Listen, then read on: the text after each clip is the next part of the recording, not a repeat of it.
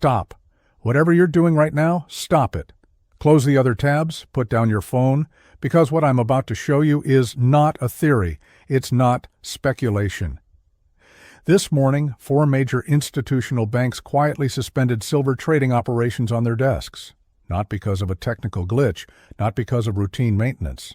They stopped because they can't play the game anymore. Look at your screen right now. What does the silver spot price say? Probably somewhere around $71, $72. That number is about to become completely irrelevant. Because while you were sleeping, the foundation of the paper silver market developed a crack so severe that the biggest players just picked up their chips and walked away from the table. I'm going to show you the internal communications, the trading data, and I'm going to explain exactly why this event is the single most important signal we've seen in the silver market in 40 years. But here's what you need to understand right now. These banks didn't stop trading because they're bearish on silver.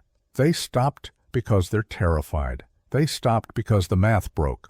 They stopped because continuing to trade would expose them to losses so catastrophic that their risk management systems literally will not allow them to continue. The question you should be asking yourself is not whether silver is going to explode. The question is whether you're going to be holding the real metal or a worthless paper promise when it does.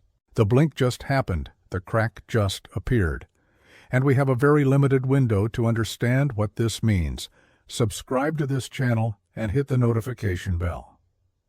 Let me take you back to this morning, 6:15 Eastern Time. I'm sitting at my desk doing what I do every single morning, scanning the overnight reports, checking the commitment of traders' data, monitoring the warehouse stock numbers. And then I see it. A report from a contact who works on the institutional trading floor.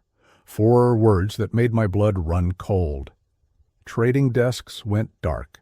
When a trading desk goes dark, it means they have stopped accepting new orders, stopped quoting prices. They have effectively removed themselves from the market. This doesn't happen. Banks live and die by their trading desks. Every second they're not trading is a second they're not making money. Shutting down a trading desk is like a restaurant refusing to serve customers during dinner rush. So I started digging, reached out to my network, floor traders, back office operations people, risk managers, and the picture that emerged was stunning in its clarity. It wasn't one bank, it was 4. And they didn't shut down all their metals desks, just silver. Gold is still trading. Platinum is still trading. Copper is still trading. Only silver went dark. The banks in question, I can't name them publicly because my sources would be exposed, but I can tell you this. These are not small regional banks. These are globally, systemically important financial institutions, banks with trading operations that handle billions of dollars in daily volume, banks that have been major players in the silver market for decades. And this morning, simultaneously, they all hit the pause button. The official explanation will be something innocuous. They'll say it's a systems upgrade, routine maintenance, capital reallocation. Do not believe them. I have seen the internal risk reports.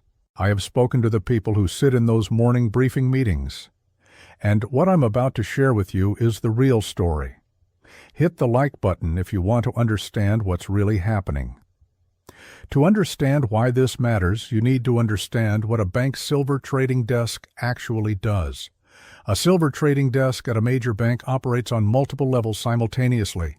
Level 1 is client facilitation. A mining company produces silver and wants to lock in a price they call the bank. The bank agrees to buy that silver at a fixed price for delivery in 3 months.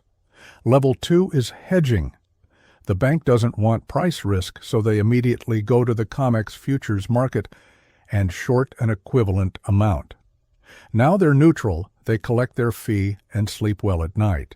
Level 3 is proprietary trading. Some portion of the desk's capital is allocated to making directional bets using algorithms, technical analysis, insider knowledge of order flows. Level 4 is market making. The bank quotes bid and ask prices to other institutional players, maintains liquidity, makes money on the spread. All 4 of these levels depend on one fundamental assumption: liquidity. The assumption is that there is always enough physical silver available to balance the paper contracts. The assumption is that the COMEX warehouse system has enough registered inventory to satisfy delivery requests. That assumption just broke. Over the last 6 weeks, the registered silver inventory on the COMEX has been in freefall. We've gone from roughly 50 million ounces in December to 38 million ounces today. That's a decline of 12 million ounces in 6 weeks, and the rate of decline is accelerating. Now, you have to put this in context. The total open interest on COMEX silver futures represents roughly 900 million ounces of silver. 900 million ounces of claims on metal, but only 38 million ounces of actual registered available for delivery metal sitting in the warehouses. Do the math with me. 900 divided by 38. That's a ratio of 23-1. For every ounce of real silver in the warehouse, there are 23 paper claims on that silver. This is not a market. This is a Ponzi scheme. And Ponzi schemes collapse when too many people ask for their money back at the same time. Share this video with someone who needs to know the truth. What I'm about to show you is the internal calculation that the risk management departments at these 4 banks ran this morning. The calculation that made them shut everything down. Every bank has a risk management department that calculates maximum potential loss scenarios. For decades, the risk models for silver treated it like any other commodity. A 5% move in a day was considered extreme. A 10% move was a black swan event. Those models are now completely obsolete. Here's the calculation that broke the system. Let's say a bank silver desk is short 10 million ounces through various COMEX contracts. At the current price of $71, that's a notional exposure of $710 million. The bank's risk model says worst-case scenario, silver spikes by 10% overnight. That's a $7 move. 10 million ounces times $7 equals 70 million in losses. Painful, but survivable. But this morning, someone in risk management asked a different question. What if the price doesn't move 10%? What if it gaps? What if we wake up tomorrow and silver is trading at $150 in the physical market, while the paper market is frozen at $71? This is not theoretical anymore. This is happening right now in Japan.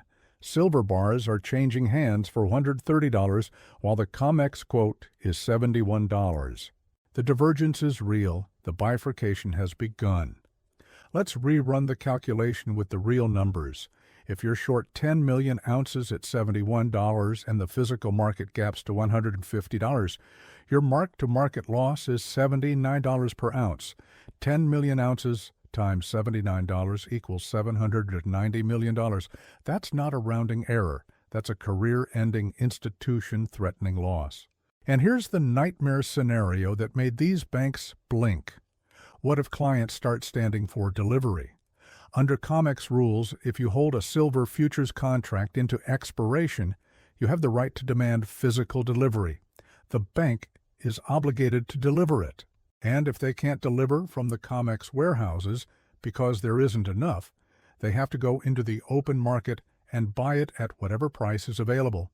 Imagine you're the head of the silver desk. You're short 10 million ounces. Your clients decide they want delivery. You look at the COMEX registered inventory, 38 million ounces total, draining by 1 million ounces every few days. If even a small fraction of the open interest stands for delivery, the registered inventory goes to 0. At that point, you have 2 options. Option 1, you default on your delivery obligations. Tell your client, sorry, no metal, here's cash instead. That destroys your reputation. You lose clients, face lawsuits, regulatory sanctions. Option 2, you go into the physical market to source the metal. But the physical market is trading at $130, $150, maybe higher.